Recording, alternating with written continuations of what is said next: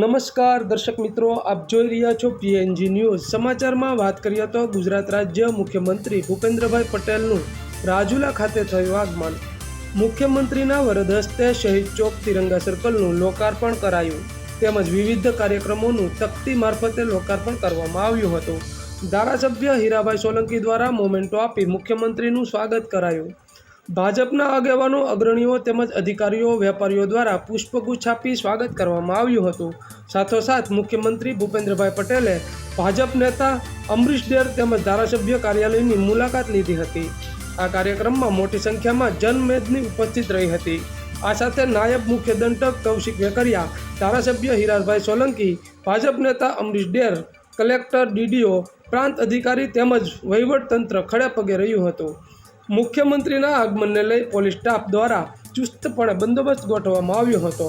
મુખ્યમંત્રી રાજુલાથી સમૂહ ખેતી ગામે ભોજન લઈ ધારી ખાતે જવા રવાના થયા। રિપોર્ટર સંજય સલખણા સાથે PNG ન્યૂઝ, રાજુલા।